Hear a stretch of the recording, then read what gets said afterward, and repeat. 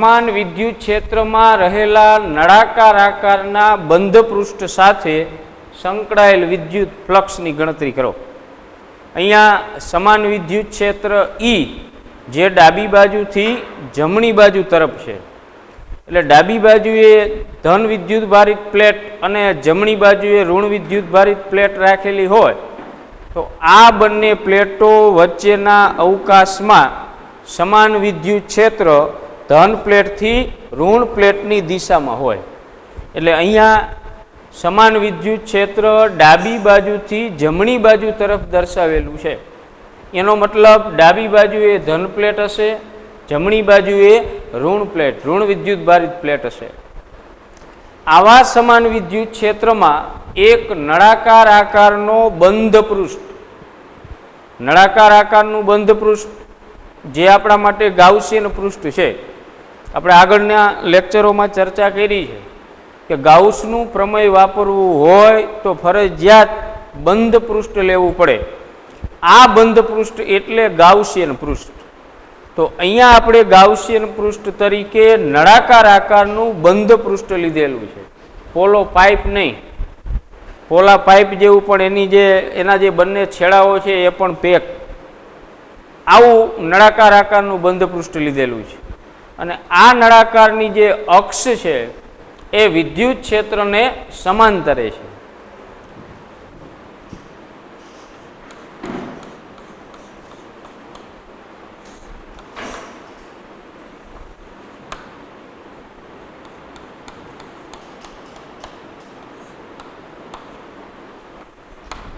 આ નળાકાર આકારના બંધ પૃષ્ઠને 3 સપાટીઓ છે.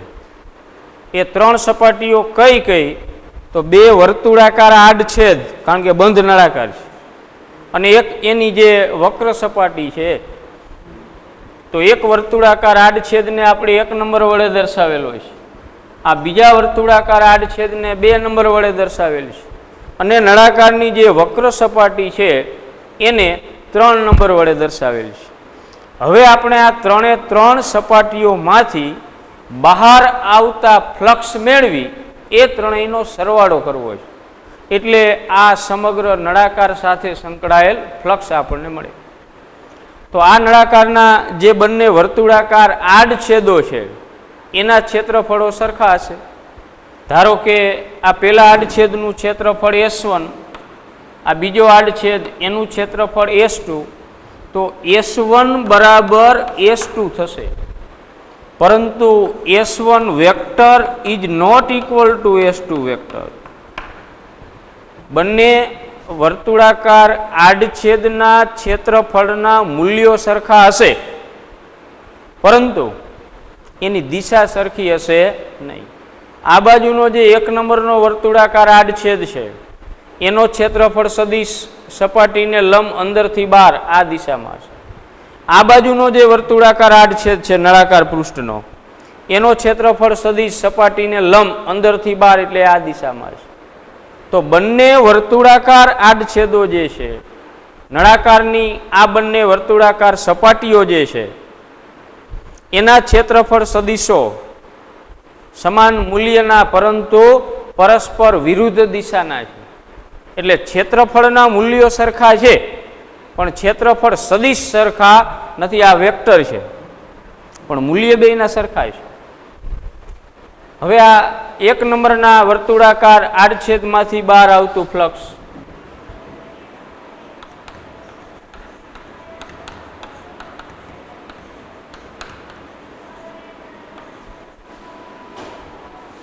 સપાટી 1 સાથે સંકળાયેલ ફ્લક્સ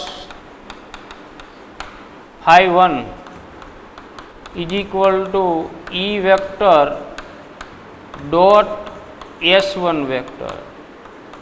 એટલે ES1 કોસ, જો આ સપાટી માટે ક્ષેત્રફળ સદિશ S1 ની દિશા છે, જ્યારે વિદ્યુત ક્ષેત્ર તો એક જ દિશામાં છે, એટલે વિદ્યુત ક્ષેત્રની દિશા ડાબી બાજુથી જમણી બાજુ તરફની. એટલે બંને પરસ્પર વિરુદ્ધ વિદ્યુત ક્ષેત્રનો સદિશ અને ક્ષેત્રફળ સદિશ બંને પરસ્પર વિરુદ્ધ દિશામાં છે.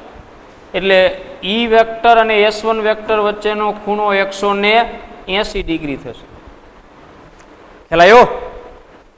આ સપાટી માટે વિદ્યુત ક્ષેત્ર સદિશની દિશા ડાબી બાજુથી જમણી બાજુ તરફની છે, જ્યારે આ વર્તુળાકાર સપાટીનો ક્ષેત્રફળ સદિશ એ જમણી બાજુથી ડાબી બાજુ તરફ છે. એટલે φ1 = -ES1 આ એક cos 180 ડિગ્રી બરાબર -1 છે. હવે આ બીજી જે વર્તુળાકાર સપાટી છે, સપાટી 2 સાથે સંકળાયેલ ફ્લક્સ એને આપણે φ2 વડે દર્શાવીએ તો વિદ્યુત ક્ષેત્ર તો સપાટી 2 પાસે પણ ઈ વેક્ટર જેટલું જ છે. ડોટ S2 વેક્ટર એટલે આ ડોટ ગુણાકાર કાઢીએ એટલે ES2 cos 0 ડિગ્રી. આ 2 નંબરની જે સપાટી છે આ બાજુની એનો ક્ષેત્રફળ સદિશ સપાટીને લંબ અંદરથી બહાર એટલે વિદ્યુત ક્ષેત્રની દિશામાં, એટલે વિદ્યુત ક્ષેત્ર સદિશ અને આ ક્ષેત્રફળ સદિશ બંને એક જ દિશામાં છે, માટે બે વચ્ચેનો ખૂણો 0 ડિગ્રી છે. એટલે φ2 = ES2 નંબર 2. હવે રહી વાત આ વક્ર સપાટીની, તો વક્ર સપાટી માટે ક્ષેત્રફળ સદિશ સપાટીને લંબ અંદરથી બહાર આમ આવે. બરોબર? આ જે વક્ર સપાટી છે એના કોઈ પણ બિંદુએ ક્ષેત્રફળ સદિશ સપાટીને લંબ અંદરથી બહારની દિશામાં હોય. ધારો કે આ નળાકારની વક્ર સપાટી છે, બરોબર? આ નળાકાર, તો આ વક્ર સપાટીનો ક્ષેત્રફળ સદિશ કોઈ પણ બિંદુએ સપાટીને લંબ અંદરથી બહાર, આ બાજુનું બિંદુ હોય તો સપાટીને લંબ અંદરથી બહાર, નીચે કોઈ બિંદુ લીધું હોય તો એનો ક્ષેત્રફળ સદિશ સપાટીને લંબ અંદરથી બહાર. તો જોવો જોઈએ ક્ષેત્રફળ સદિશ અને વિદ્યુત ક્ષેત્રનો સદિશ બે વચ્ચેનો ખૂણો કેટલો થશે? 90 નો. એટલે સપાટી 3 સાથે સંકળાયેલ flux φ3 = E vector dot S3 vector, એટલે ES3 cos 90, તો cos 90 એટલે 0. નંબર 3 મળી ગયા. 3 એ 3 સપાટી સાથે સંકળાયેલ ફ્લક્સો. હવે ટોટલ ફ્લક્સ આપણે લેવાનું, સમગ્ર નળાકાર સાથે સંકળાયેલ કુલ ફ્લક્સ.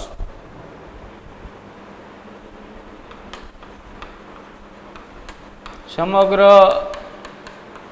નળાકાર સાથે સંકળાયેલ કુલ ફ્લક્સ φ = φ1 + φ2 + φ3, 3 એ 3 ફ્લક્સનો સરવાળો. તો φ1 એટલે -ES1, φ2 એટલે ES2 પ્લસ φ3 એટલે 0, તો -ES1 + ES2, પરંતુ S1 બરાબર S2 બંને વર્તુળાકાર આડછેદના ક્ષેત્રફળના મૂલ્યો તો સરખા છે, એટલે S1 બરાબર S2, એટલે φ બરાબર -ES1 પ્લસ S2 ની જગ્યાએ S1 ઉડી જાય 0, એટલે ફ્લક્સ φ બરાબર 0. તો આના ઉપરથી એક આ બાબત આપણે ખાસ યાદ રાખવાની છે કે સમાન વિદ્યુત ક્ષેત્રમાં કોઈ પણ આકારનું બંધ પૃષ્ઠ મૂકેલું હોય, કોઈ પણ આકારનું કહું છું, સમાન વિદ્યુત ક્ષેત્રની અંદર કોઈ પણ આકારનું બંધ પૃષ્ઠ મૂકેલું હોય એટલે એ પૃષ્ઠ સાથે સંકળાયેલ વિદ્યુત ફ્લક્સ હંમેશા 0 હોય.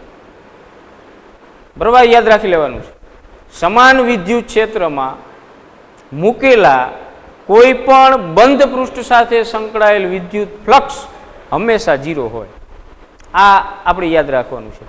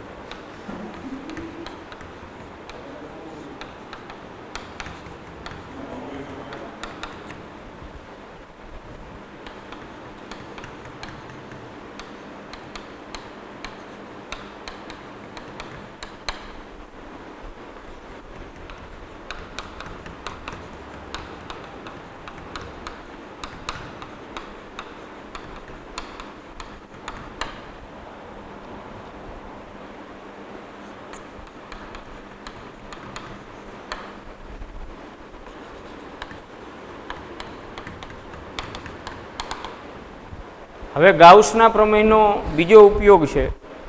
પહેલો ઉપયોગ આપણે આગળના લેક્ચરમાં ભણ્યા હતા કે અનંત લંબાઈનો વિદ્યુતભારિત તાર હોય, લેમડા જેટલી રેખીય વિદ્યુતભાર ઘનતા ધરાવતો અતિ લાંબો તાર હોય તો એ તારથી આર જેટલા લંબ અંતરે વિદ્યુત ક્ષેત્રની તીવ્રતા કેટલી હોય તો એનું સૂત્ર આપણે મેળવ્યું હતું. E બરાબર 2k lambda upon R. E vector હોય તો 2k lambda upon R into R caret.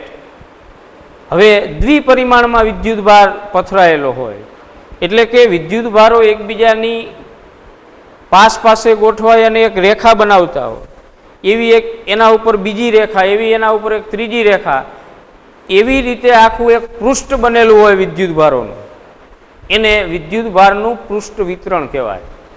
ખ્યાલ આવ્યો? વિદ્યુતભારોનું આખું પૃષ્ઠ, આખી સીટ, આખું સમતલ, અને એ અનંત વિસ્તારવાળું, એટલે એના ક્ષેત્રફળની કોઈ મર્યાદા નથી.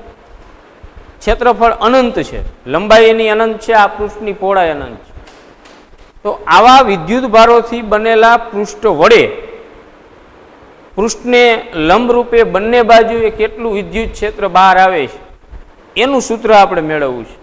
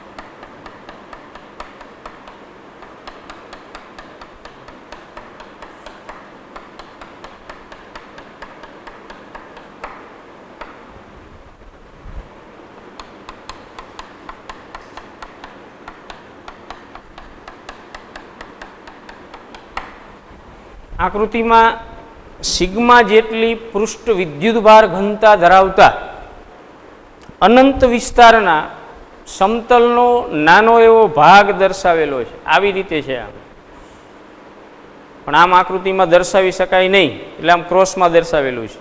આમ નથી પૃષ્ઠ, આ રીતે આમ છે. ખ્યાલ આવ્યો? સમતલ તો અનંત વિસ્તારનું છે પણ માત્ર એનો નાનો એવો ભાગ ટુકડો દર્શાવેલો છે. આ સમતલ ઉપર વિદ્યુત ભારની પૃષ્ઠ ઘનતા સિગ્મા છે. તો સિગ્મા બરાબર ક્યુના છેદમાં એસ અથવા ક્યુના છેદમાં એ. પૃષ્ઠ ઘનતા એટલે એકમ ક્ષેત્રફળમાં રહેલો વિદ્યુત ભાર, એકમ ક્ષેત્રફળ દીઠ રહેલો વિદ્યુત ભાર. તો આ પૃષ્ઠ ઉપર એકમ ક્ષેત્રફળ દીઠ સિગ્મા જેટલો વિદ્યુત ભાર છે. તો એસ ક્ષેત્રફળ અથવા એ ક્ષેત્રફળમાં કેટલો હોય? સિગ્મા ઇન્ટુ એ જેટલો. ખ્યાલ આવ્યો? એકમ ક્ષેત્રફળમાં સિગ્મા જેટલો, એ ક્ષેત્રફળમાં સિગ્મા ઇન્ટુ એ, જે આપણે આગળ ભણી ગયા છીએ. હવે આ સમતલની બંને બાજુએ આ રીતે આમ આ વિદ્યુતભારિત સમતલ છે, એની બંને બાજુએ કેટલું કેટલું વિદ્યુત ક્ષેત્ર બહાર આવે એ આપણે મેળવવું છે. ટોટલ વિદ્યુત ક્ષેત્ર કેટલું બહાર આવશે. તો આપણને ખ્યાલ છે કે એક વિદ્યુતભારની ઉપર બીજો વિદ્યુતભાર છે, નીચે બીજો વિદ્યુતભાર છે, આ બાજુએ વિદ્યુતભાર છે, આ બાજુએ વિદ્યુતભાર છે, પણ ડાબી બાજુ કે જમણી બાજુએ કોઈ વિદ્યુતભાર છે નહીં.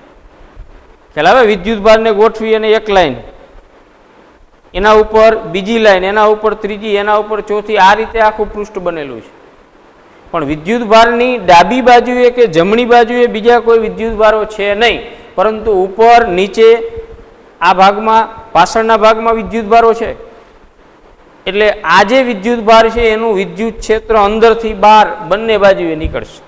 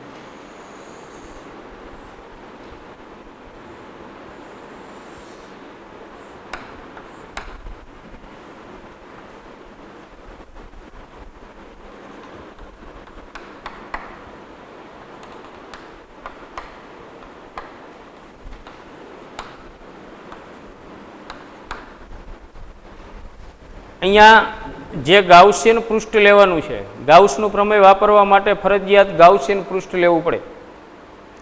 તો આ ગાઉસિયન પૃષ્ઠ તરીકે એક લંબઘન આકારનું બંધ ગાઉસિયન પૃષ્ઠ લીધું છે.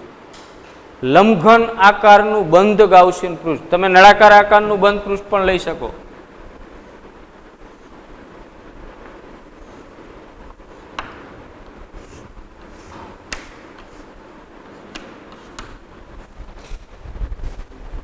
આ જે લંબઘન આકારનું બંધ ગાઉસિયન પૃષ્ઠ જે લીધેલું છે એના બંને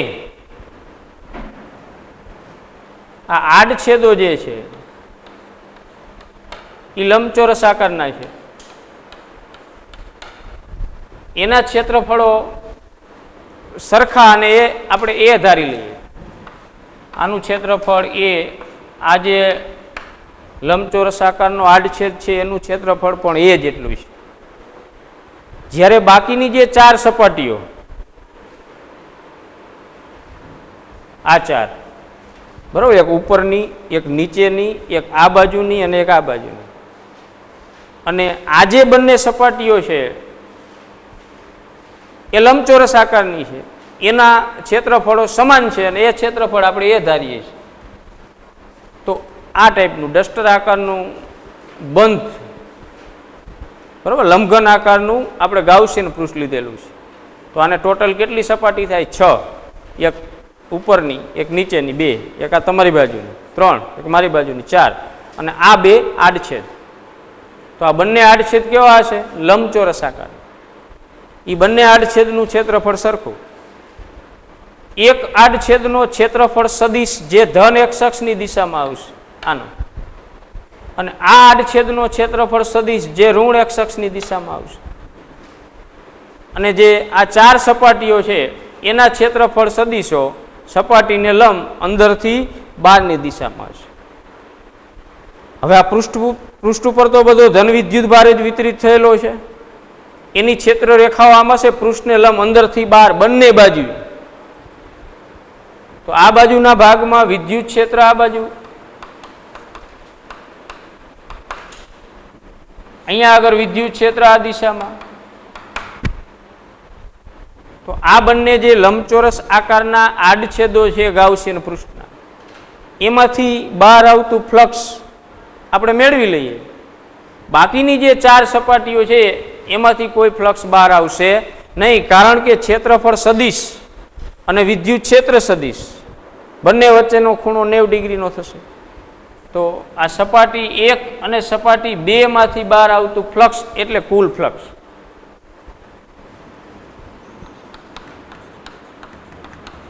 સપાટી 1 સાથે સંકળાયેલ flux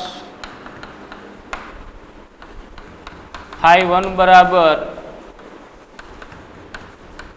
E vector dot A vector KS vector IS લઈએ. ચાલો ક્ષેત્રફળ ધારો કે S છે. તો આનો ક્ષેત્રફળ સદિશ ધન x અક્ષની દિશામાં, અહીંયા આગળ વિદ્યુત ક્ષેત્ર પણ ધન x અક્ષની દિશામાં. ખ્યાલ આવ્યો? આ જે સપાટી છે એનો ક્ષેત્રફળ સદિશ સપાટીને લંબ અંદરથી બહાર એટલે કઈ દિશાથી? ધન x અક્ષની. અહીંયા આગળ વિદ્યુત ક્ષેત્ર સદિશ પણ ધન x અક્ષની દિશામાં એટલે બે એક દિશામાં છે. એટલે ES cos 0 એટલે ES. સપાટી 2 સાથે સંકળાયેલ flux ∅2 is equal to E vector dot S vector. પરંતુ અહીંયા E અને S, અહીંયા વિદ્યુત ક્ષેત્ર છે એ ઋણ x અક્ષની દિશામાં અને આ સપાટીનો ક્ષેત્રફળ સદિશ પણ ઋણ x અક્ષની દિશામાં, કારણ કે સમતલ છે એના ઉપર ધન વિદ્યુત ભાર છે. એટલે ધન વિદ્યુત ભારનું વિદ્યુત ક્ષેત્ર આમ બે બાજુ હશે, ઉપર નહીં હોય, આમ નહીં હોય, કારણ કે બાજુમાં બીજો વિદ્યુત ભાર છે. વિદ્યુત ભારો એકબીજા ઉપર ગોઠવાય અને આખું પૃષ્ઠ બનેલું છે. એટલે બે બાજુએ વિદ્યુત ક્ષેત્ર બહાર નીકળે છે. તો આ 2 નંબરની જે આપણે સપાટી લીધી છે ત્યાં વિદ્યુત ક્ષેત્ર સદિશ એ ઋણ x અક્ષની દિશામાં અને આનો ક્ષેત્રફળ સદિશ પણ ઋણ x અક્ષની દિશામાં છે. એટલે બેયની દિશા એક, બે વચ્ચેનો ખૂણો 0 cos 0 એટલે 1 એટલે ES. હવે સપાટી 3 સાથે સંકળાયેલ ફ્લક્સ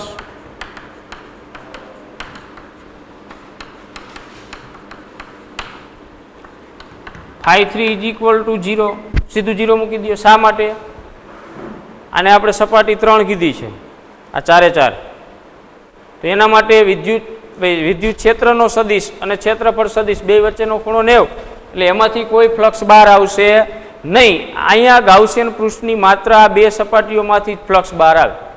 બાકી જે આ ઉપરની 4 સપાટીઓ છે એની સાથે કોઈ ફ્લક્સ સંકળાશે નહીં. તો કુલ ફ્લક્સ ∅ બરાબર ∅1 પ્લસ ∅2 પ્લસ ∅3. ∅1 એટલે ES, ∅2 એટલે ES, ∅3 એટલે 0, એટલે ∅ બરાબર 2E ઇન્ટુ S. રેડી? આ ટોટલ ફ્લક્સ થયું. હવે ગાઉસના પ્રમેય પ્રમાણે, આ આપણે વ્યાખ્યા પ્રમાણે ફ્લક્સ લીધું છે. તો ગાઉસના પ્રમેય પ્રમાણે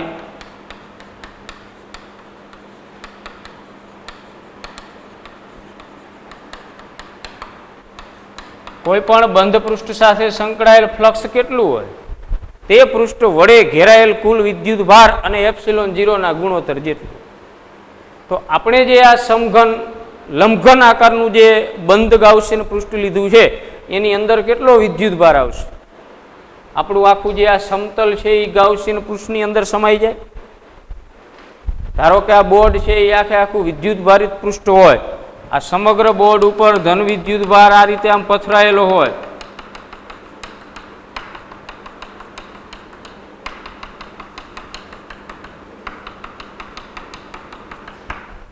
અને આ આપણું ગાઉસિયન પૃષ્ઠ છે એમ ધારી લ્યો.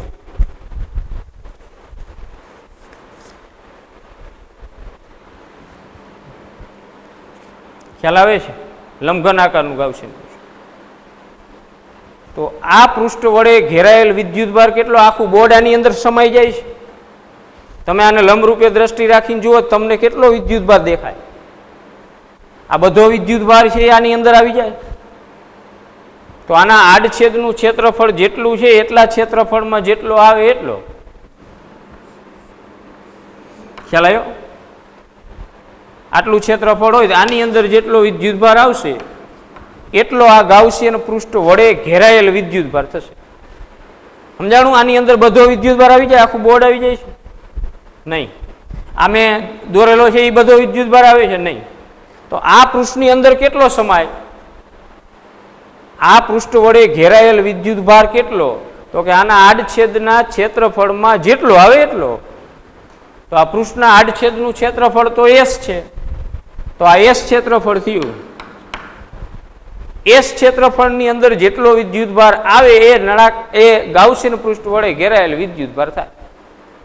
તો એકમ ક્ષેત્રફળ ઉપર કેટલો છે? સિગ્મા જેટલો. તો આ એસ ક્ષેત્રફળની અંદર કેટલો વિદ્યુતભાર આવશે? Sigma into S. જ્યાં ક્યુ બરાબર સિગ્મા ઇન્ટુ એસ. જો એ ક્ષેત્રફળ લીધું હોત આડછેદનું તો એ, એટલે ફાઈ બરાબર sigma S upon epsilon 0. Number 2, આઈ ફ્લક્સ છે, આપેલ ગાઉસિયન પૃષ્ઠ સાથે સંકળાયેલ કુલ ફ્લક્સ. આ પણ ફ્લક્સ છે. આ આપણે ફ્લક્સની વ્યાખ્યા પ્રમાણે લીધેલું છે અને આ ગાઉસના પ્રમેય પ્રમાણે લીધેલું છે. હવે બેન સરખાવી દો. સમીકરણ 1 અને 2 ને સરખાવતા 2Es is equal to sigma S upon epsilon 0. SS cancel. E ને સૂત્રનો કરતા બનાવો એટલે sigma upon 2 epsilon 0. Sigma upon 2 epsilon 0.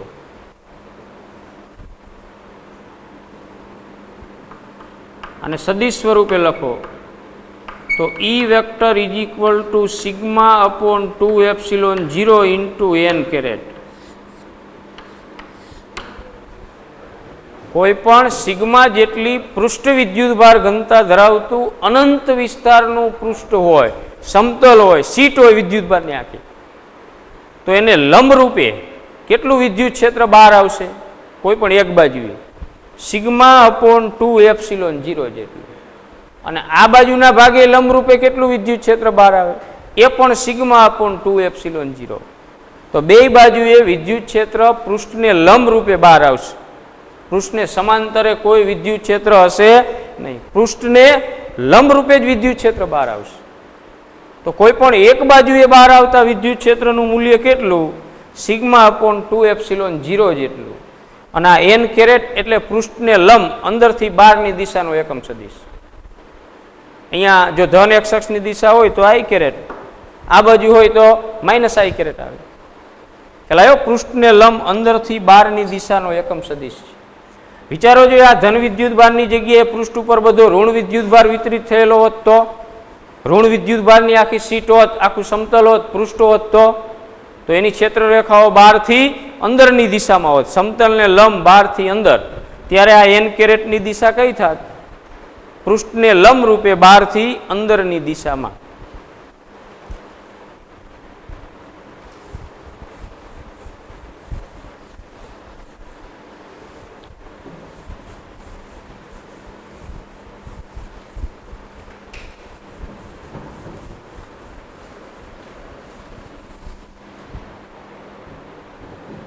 ત્યાર પછી ગાઉસના પ્રમેયનો ત્રીજો ઉપયોગ છે.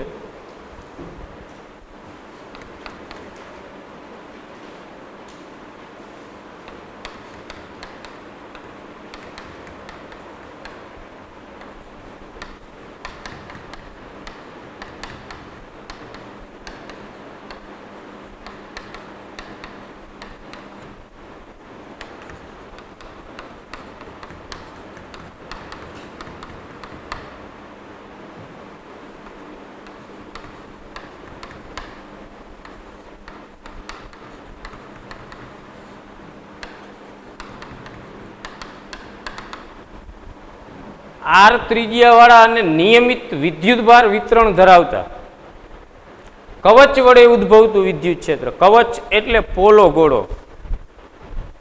એ જે કવચ છે એ શેનું બનેલું છે? વિદ્યુતભારોનું. વિદ્યુતભારોનું આખું જે પૃષ્ઠ હોય એ પૃષ્ઠને ગોળાકારે વાળી દો એટલે જે પોલો ગોળો બને. પણ એ ગોળાની જે સપાટી છે એનું પૃષ્ઠ છે એ શેનું બનેલું છે? વિદ્યુતભારો વડે બનેલું છે. વિદ્યુત ભારો પાસે ગોઠવાય અને આખું એક ગોળાકાર કવચ બને છે. અંદરનો ભાગ પોલો છે, બહારનો ભાગ એટલે આવા વાતાવરણ. તો આવા આર ત્રિજ્યાવાળા વિદ્યુત ભારિત કવચ વડે ઉદ્ભવતું વિદ્યુત ક્ષેત્ર આપણે શોધવું છે.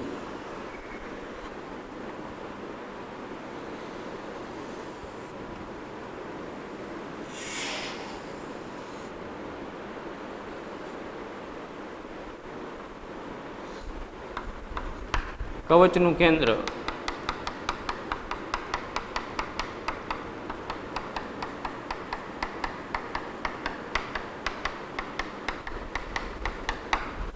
ધારો કે આર ત્રિજ્યાવાળા વિદ્યુત ભારિત કવચ પર વિદ્યુત ભાર એક સમાન રીતે પથરાયેલો છે. આખું વિદ્યુત ભારોથી જ કવચ બનેલું છે અને આ કવચની આ પોલા ગોળાની ત્રિજ્યા આર છે, આ એનું કેન્દ્ર છે. તો વિદ્યુત ભાર હોય એટલે એની આસપાસ વિદ્યુત ક્ષેત્ર ઉત્પન્ન થાય. તો આ કવચની બહારના બિંદુએ, કવચની અંદરના બિંદુએ અને કવચની સપાટી પરના બિંદુએ વિદ્યુત ક્ષેત્રની તીવ્રતા આપણે મેળવવી છે. તો સૌ પ્રથમ આપણે ધારી લઈએ, ધારો કે કવચ પર વિદ્યુત ભારની પૃષ્ઠ ઘનતા સિગ્મા છે, એટલે એકમ ક્ષેત્રફળ દીઠ સિગ્મા જેટલો વિદ્યુત ભાર છે. તો ટોટલ વિદ્યુત ભાર ક્યુ બરાબર સિગ્મા ઇન્ટુ એસ થાય.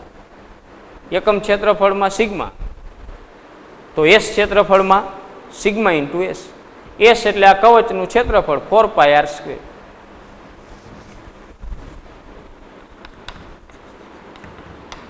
ધારો કે કવચ પર વિદ્યુત ભારની પૃષ્ઠ ઘનતા સિગ્મા છે. જો કવચનું ક્ષેત્રફળ, એનું પૃષ્ઠફળ એસ હોય તો કવચ પરનો કુલ વિદ્યુત ભાર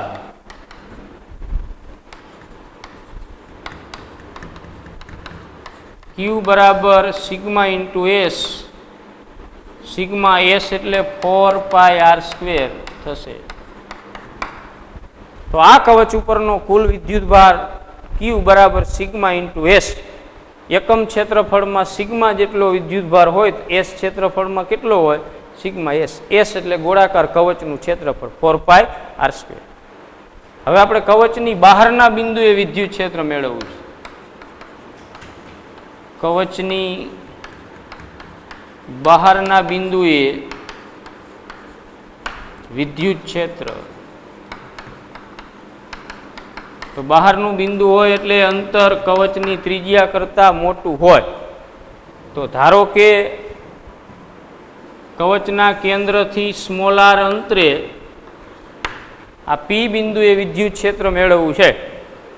તો પી બિંદુ છે એ કવચની બહાર છે, કારણ કે small R is greater than capital R. કવચની જે ત્રિજ્યા છે કેપિટલ આર એના કરતાં કેન્દ્રથી પી બિંદુનું અંતર સ્મોલ આર વધારે છે, એટલે બહારનું બિંદુ છે. તો આ પી બિંદુએ આપણે વિદ્યુત ક્ષેત્રની તીવ્રતા મેળવવાની છે. અને શેના આધારે? ગાઉસના પ્રમેયના આધારે. તો ગાઉસનું પ્રમેય વાપરવું હોય તો એના માટેની પહેલી આવશ્યકતા બંધ પૃષ્ઠ, ગાઉસિયન પૃષ્ઠ આપણે લેવું પડે. ગાઉસિયન પૃષ્ઠની કલ્પના કર્યા વગર ગાઉસનું પ્રમેય વાપરી શકાય નહીં. તો અહીંયા આપણે ગાઉસિયન પૃષ્ઠ તરીકે ઓ કેન્દ્ર અને સ્મોલ આર ત્રિજ્યાવાળું એક ગોળાકાર બંધ પૃષ્ઠ લઈએ, બીજો એક પોલો ગોળો ધારી લઈએ. આવી રીતે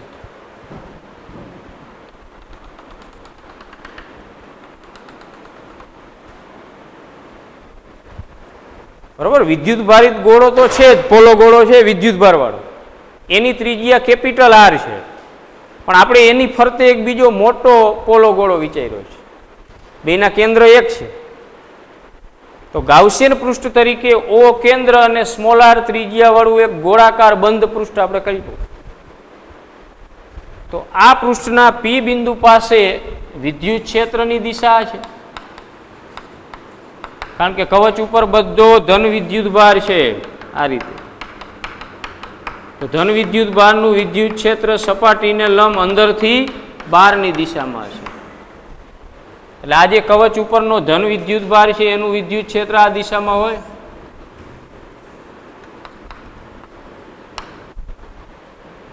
અને આ જે ગાઉસિયન પૃષ્ઠ છે એનો ક્ષેત્રફળ સદિશ આપણે લઈએ તો કોઈ પણ બિંદુએ ક્ષેત્રફળ સદિશ પણ સપાટીને લંબ અંદરથી બહારની દિશામાં, એને આપણે એસ ડેશ કહી દઈએ. કારણ કે આનું ક્ષેત્રફળ એસ લીધું છે તો આ ગાઉસિયન પૃષ્ઠનું ક્ષેત્રફળ એસ ડેશ. તો આ ગાઉસિયન પૃષ્ઠના કોઈ પણ બિંદુએ આ બાજુ કોઈ બિંદુ તમે લીધેલું હોત તો વિદ્યુત ક્ષેત્ર આમ હોત અંદરથી બહાર, અને અહીંયા આગળ પૃષ્ઠ સદિશ પૃષ્ઠને લંબ અંદરથી બહાર ત્રિજ્યાવર્તી દિશા. એટલે ઈ અને એસ આ બે સદિશો એકબીજાને સમાંતર થાય. તો ધારો કે કવચના કેન્દ્રથી સ્મોલ આર અંતરે આવેલા બિંદુ પી પાસે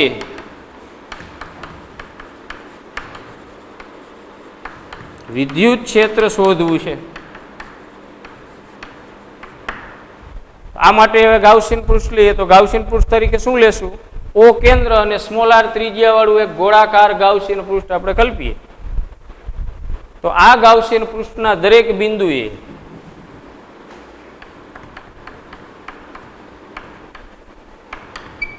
ઈ અને એસ બંને સમાંતર હશે. તો ગોળાકાર ગાઉસિયન પૃષ્ઠમાંથી બહાર આવતું ફ્લક્સ ફાઈ બરાબર E vector dot S dash vector. એટલે ઈ એસ ડેશ કોસ 0, કારણ કે ઈ વેક્ટર સમાંતર એસ ડેશ વેક્ટર છે.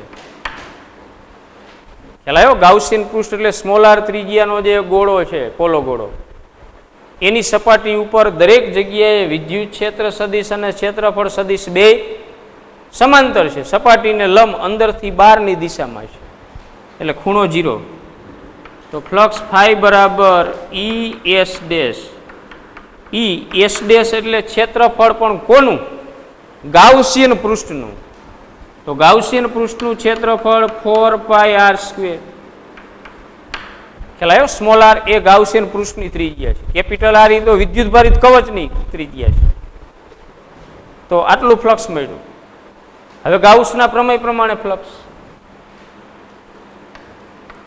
ફાઈ બરાબર ક્યુના છેદમાં એપ્સિલોન 0. કોઈ પણ બંધ પૃષ્ઠ સાથે સંકળાયેલ ફ્લક્સ, આપણું બંધ પૃષ્ઠ એટલે આ સ્મોલ આર ત્રિજ્યાનું ગોળાકાર કવચ, એની અંદર કેટલો વિદ્યુત ભાર સમાયેલો છે? તો આખું વિદ્યુત ભારિત કવચ જે છે એ જ ગાઉસિયન પૃષ્ઠની અંદર છે. સમજો ખાસ, સ્મોલ આર ત્રિજ્યાનું જે ગાઉસિયન પૃષ્ઠ આપણે લીધેલું છે એની અંદર કેટલો વિદ્યુત ભાર છે? તો કે આપણા કેપિટલ આર ત્રિજ્યાના કવચ ઉપર જેટલો છે એ બધો, કારણ કે કવચ પોતે જ ગાઉસિયન પૃષ્ઠની અંદર સમાયેલું છે. તો આ કવચ ઉપરનો વિદ્યુત ભાર કેટલો ધારેલો છે? ક્યુ. તો ફ્લક્સ ફાઈ બરાબર ક્યુના છેદમાં એપ્સિલોન 0. હવે ક્યુની કિંમત મૂકો, શું છે? 4π કેપિટલ આર સ્ક્વેર. તો flux phi is equal to sigma into 4πr² upon epsilon 0. Number 2. હવે આ વ્યાખ્યા પ્રમાણે ફ્લક્સ અને આ ગાઉસના પ્રમેય પ્રમાણે ફ્લક્સ. ગાઉસના પ્રમેયના ઉપયોગોવાળી જેટલી થિયરીઓ છે એની અંદર આ જ આપણે કરવાનું. પહેલાં વ્યાખ્યા પ્રમાણે ફ્લક્સ લેવાનું, પછી ગાઉસના પ્રમેય પ્રમાણે ફ્લક્સ. આ બેન સરખાવી ઈને સૂત્રનો કરતા બનાવવા. આ બેન સરખાવો, સમીકરણ 1 અને 2 ને સરખાવતા.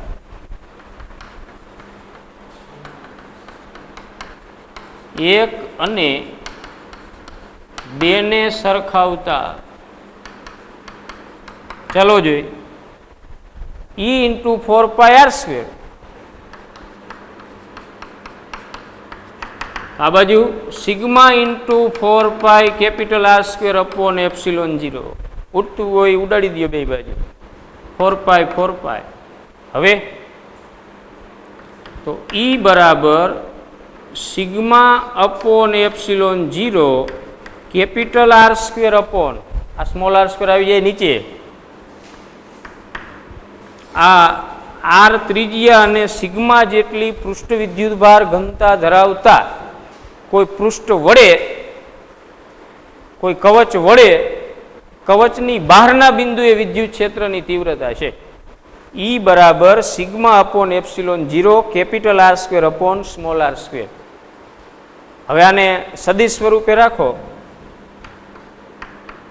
તો E vector is equal to, સદિશને મૂલ્યની દિશા બંને હોય, આ તો ફક્ત એનું મૂલ્ય છે, તો sigma upon epsilon 0 into capital R square upon small R square into n caret. N caret એટલે એકમ સદિશ કઈ દિશાનો? જે દિશામાં વિદ્યુત ક્ષેત્ર હોય એ દિશાનો. તો આ ગાઉસિયન પૃષ્ઠના દરેક બિંદુએ વિદ્યુત ક્ષેત્ર કઈ દિશામાં છે? સપાટીને લંબ અંદરથી બહાર ત્રિજ્યાવર્તી દિશામાં. એટલે એન કેરેટની દિશા કઈ થશે?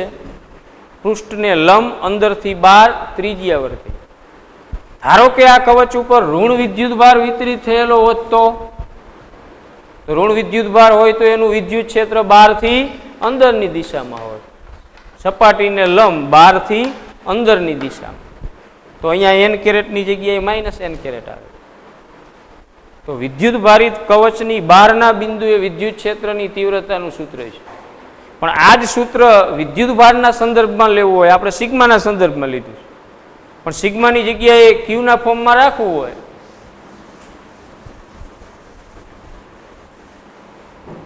તો આજે ક્યુની કિંમત મૂકી દે, ક્યુની કિંમત મૂકવાની નથી, સીધા જ આ બેન સરખાવી દેવાના છે.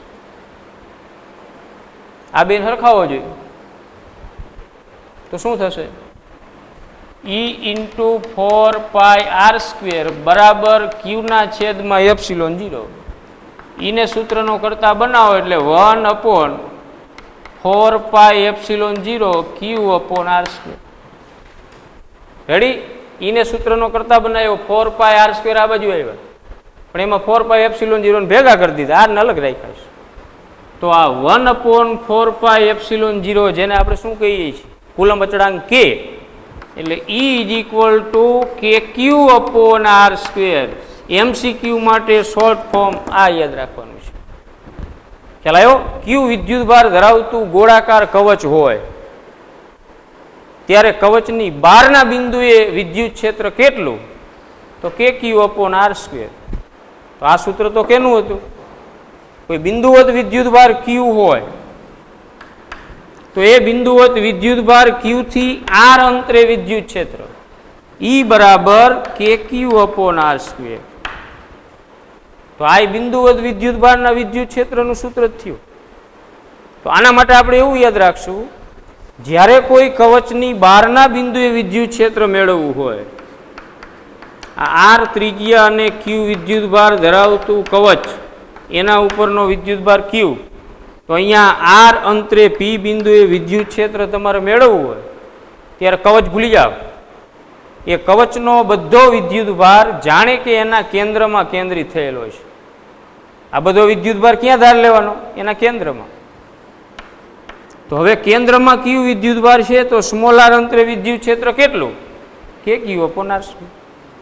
તો કવચની સપાટી ઉપરનું બિંદુ હોય કે બહારનું બિંદુ હોય ત્યારે વિદ્યુત ક્ષેત્રની તીવ્રતા શોધવા માટે કવચ ભૂલી જાઓ. એ કવચનો બધો વિદ્યુતભાર ક્યાં ધાર લેવાનો? એના કેન્દ્રમાં. હવે બિંદુવત વિદ્યુતભાર ક્યુ થી આર અંતરે તીવ્રતા કે ક્યુ અપોન આર સ્ક્વેર. હવે આપણે કવચની છે આપેલું છે મટીરિયલ, કવચની અંદરના બિંદુએ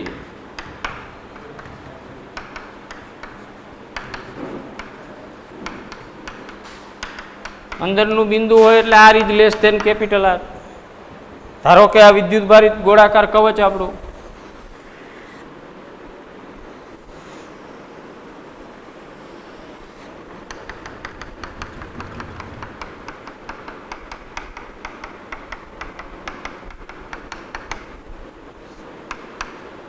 બરાબર, આર ત્રિજ્યા અને ક્યુ વિદ્યુતભાર ધરાવતું અથવા સિગ્મા જેટલી પૃષ્ઠ વિદ્યુતભાર ઘનતા ધરાવતું ગોળાકાર કવચ.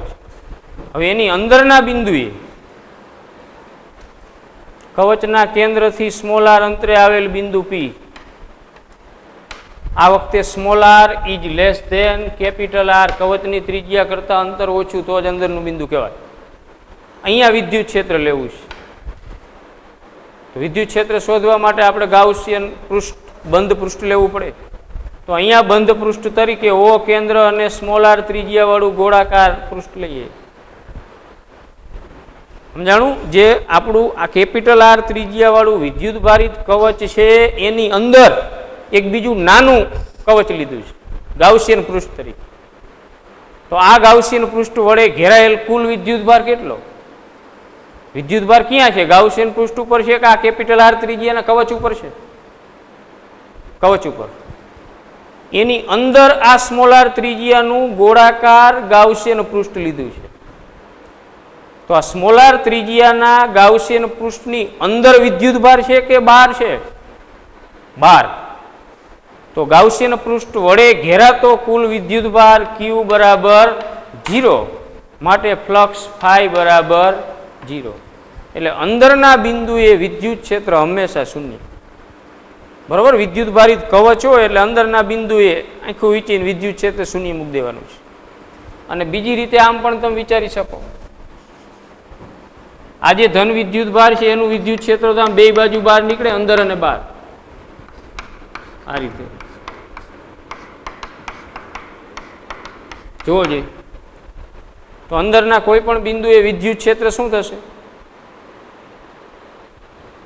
સામસામેના વિદ્યુત ભારોના વિદ્યુત ક્ષેત્રો છે એકબીજાની અસર નાબૂદ કરી નાખે, એટલે અંદર પરિણામી વિદ્યુત ક્ષેત્ર શૂન્ય હોય. તો કવચની અંદરના દરેક બિંદુએ વિદ્યુત ક્ષેત્ર શૂન્ય. હવે ત્રીજું, કવચની સપાટી પરના બિંદુએ વિદ્યુત ક્ષેત્ર, સપાટી પરનું બિંદુ હોય એટલે આર બરાબર આર, સપાટી ઉપર જ બિંદુ હોય. આપણે જે સૂત્ર જોયું, E is equal to sigma upon epsilon 0 capital R square upon small R square.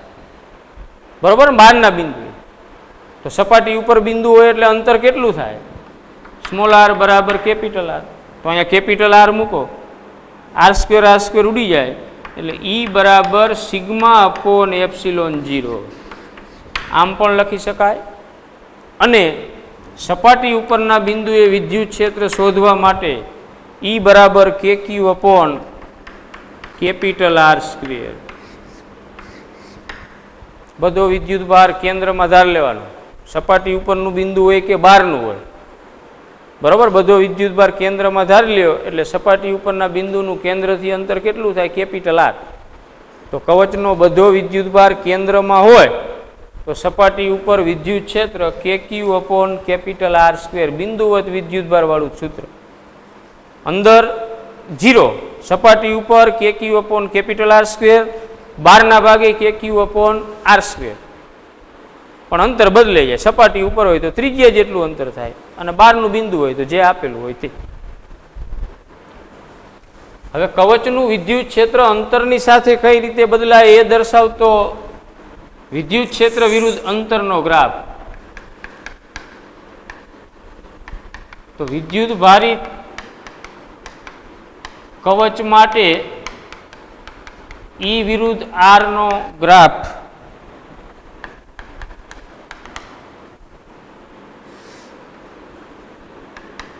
વિદ્યુત ક્ષેત્રની તીવ્રતા y અક્ષ ઉપર છે, કવચના કેન્દ્રથી અંતર x અક્ષ ઉપર છે. આ રીતે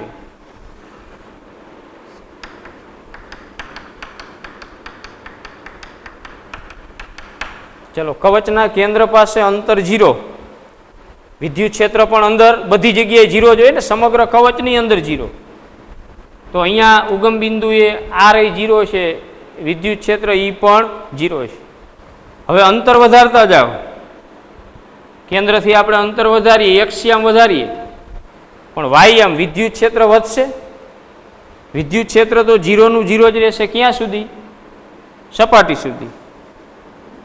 એટલે વિદ્યુત ક્ષેત્ર કેન્દ્રથી લઈ અને છેક સપાટી સુધી 0, અહીંયા સુધી, R બરાબર R સુધી. હવે સપાટી ઉપર maximum KQ upon capital R square.